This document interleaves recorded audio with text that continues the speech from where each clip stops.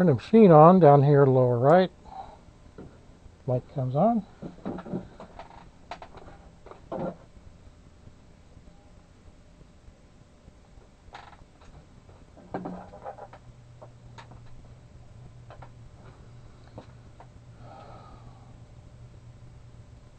Little tidbit I read somewhere: when you start your sewing, before you lower the pressure foot, leave the pressure foot up.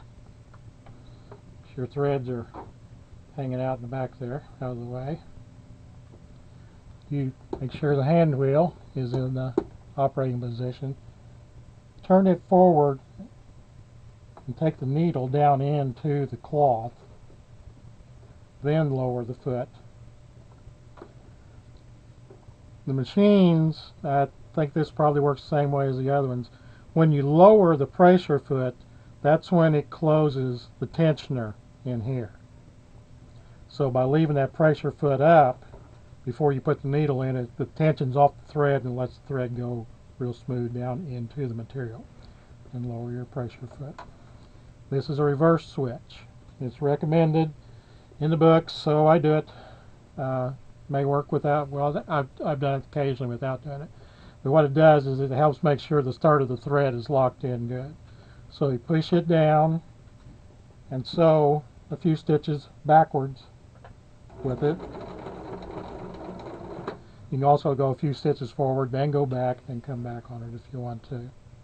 Come the other way. I'm set right now on the medium length number 2 thread here. I'm just going to make a pass across this. And use the lines here on this plate to kind of help you keep going straight. You can also kind of eyeball the distance from this edge to this edge of the foot. I'm not pulling or holding back, I'm just letting it feed through. Same thing with the lock thread. When you get to the end, you can turn it so you're by hand, and it'll feed it right to the very edge of the cloth. And do a few stitches in reverse. Now I'm going to turn it forward. You normally want, when you get done, you'll want your needle up, and this thread, I forget what it's called technically. Your needle will be up, and this will come to the up position here too. And that's a good stopping point.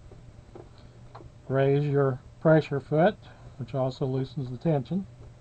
You come out, you either use this little cutter that I showed you earlier, little V thing back here, or go ahead and pull a couple inches off so you have something to work with when you start your next one.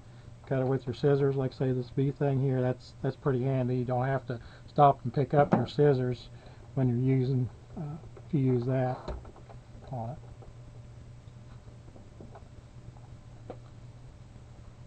There's a beautiful thread. Looks real well. I think that's the main things to tell you about the sewing. Say the machine works really well. I don't know if Grandma was bucking for a new sewing machine or what, or maybe just had problems threading this particular needle. There's 3 sizes of needles in here. It gives a little detail for lightweight, medium, heavyweight, and very heavy. Gives a number and a size on it, and you can visually see there are different sizes in here, and some of them you can see the hole a whole lot better in them too. Probably adjust some for thread size, but I've never fooled too much with that. I usually go by however heavy of a material I'm sewing, which over the past few years has usually been rugs and stuff, so I use heavy duty needles. And I've been using this thread, like I say, this is a serger thread. Get this spool for $2, and it will last a pretty good long time. And the spool, small spools to use is probably going to cost you a dollar or two, and there's no comparison on how much thread you got. This comes in pretty much the basic colors: red, green, blue, black, white, probably some other colors depending on where you get it. It's coats. Seems to work pretty good. It's pretty strong thread. So now you know how to wind the bobbins and thread the machine. If you do change the needle, there's a little thumb screw down here. You loosen that, the needle comes down. There's a flat on the top part of the needle, and you'll line that back up.